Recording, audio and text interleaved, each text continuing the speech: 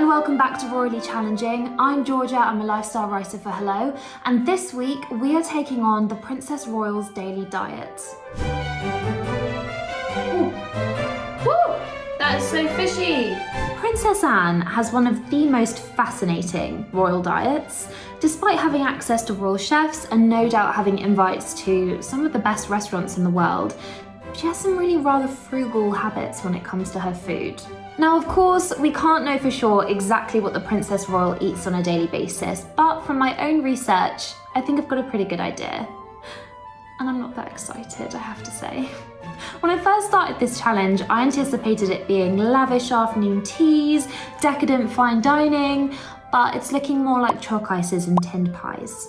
So without further ado, keep watching to find out what Princess Anne eats for breakfast, lunch and dinner. So Princess Anne reportedly likes to start her day with a bowl of fruit, giving her metabolism a natural sugary kick.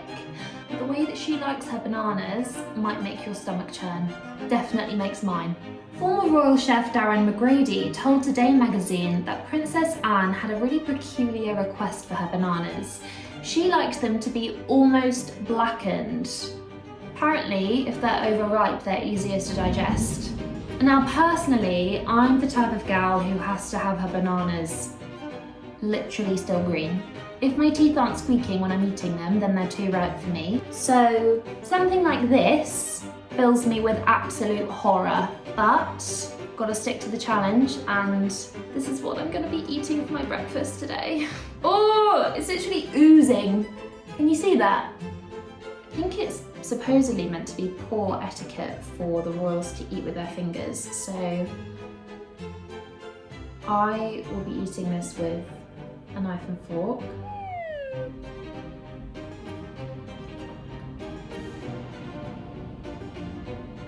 Oh my god, this is disgusting. Right.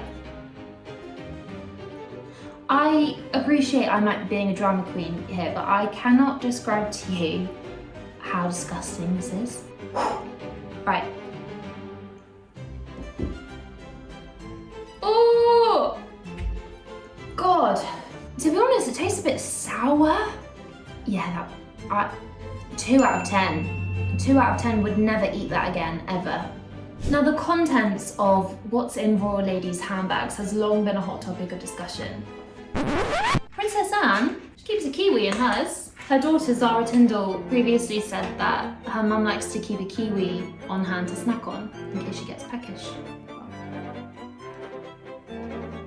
Woo!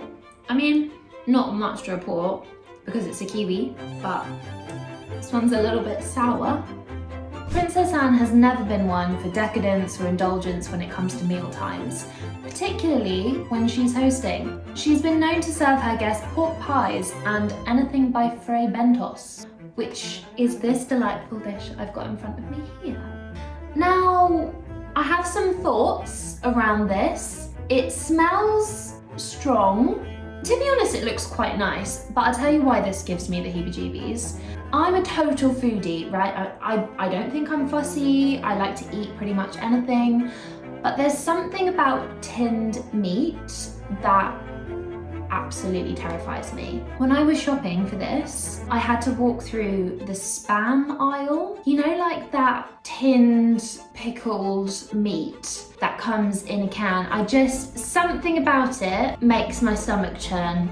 So this will be interesting, but who knows? Maybe my opinion will change and I'll become a Fray Bentos fan, but immediate impressions is it's not filling me with joy. This is the steak and ale one, by the way. It's not as crunchy as I was expecting it to be. I mean, if I was a dinner guest at Princess Anne's, I would probably just have to get on with it and eat it. I wouldn't be rude and say, I'm sorry, I don't eat tinned meat. So that is the energy I shall be channeling when I take this mouthful. Okay.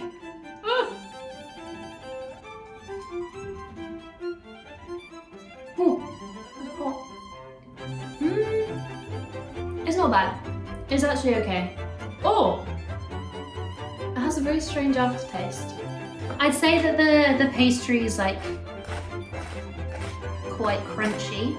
It's okay. I don't know if I would have this for dinner every night, but it hasn't offended me anywhere near as much as I thought it would. It's okay actually. I'd probably give that a 6 out of 10.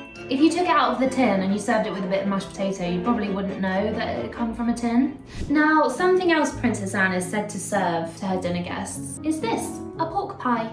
Now this is just a classic British food. I feel like any summer picnic, any time the sun comes out and the mums get the picky bits on the table, there's gonna be a pork pie there.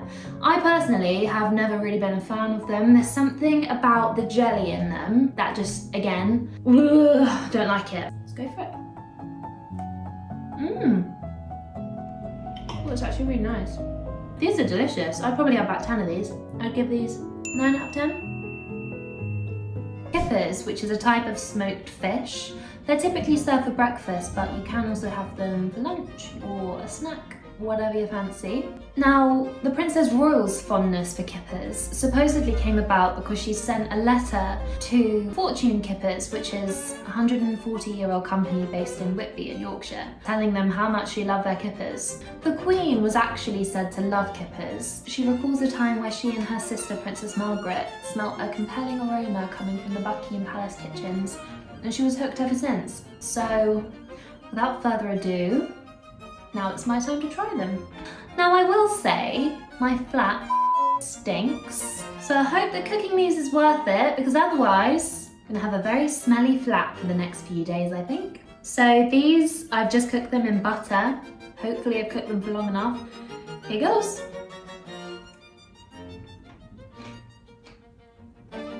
More than crunchy, they've got bones in them. Woo! That is so fishy. Okay, you might find this surprising, but that is actually delicious. They're very fishy, so if you're not a fish person, obviously you're not ever gonna wanna eat these because they're like the fishiest fish ever. But I think they're delicious. Slightly concerning that I think I've just eaten a big fat fish bone, but they're actually really nice. 10 out of 10. That was delicious. Now, if I've learned anything about Princess Anne since doing this challenge, it's that her diet is horrible, but she's a genius when it comes to hosting. So apparently, Princess Anne used to serve these to her dinner guests in the car after she'd hosted so that they can eat them in the taxi on the way home. She explained, after all, one wants everyone out of the house by 9:15, and you know what, I have to agree with that.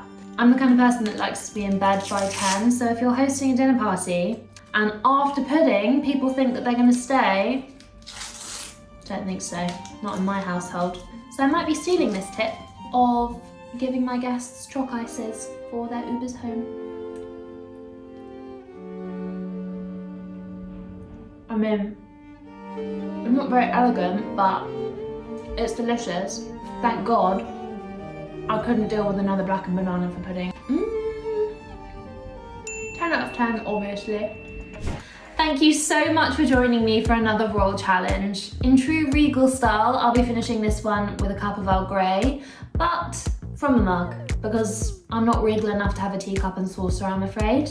I think on the royally challenging scale, I'm gonna have to give this one a 7 out of 10, because although it was an eating challenge and I thought that was, easy enough, at times I found it really rather repulsive, which is why I'm rating it so high. If you like this video, don't forget to comment down below with what you'd like me to take on next time, and don't forget to like and subscribe. See you next time.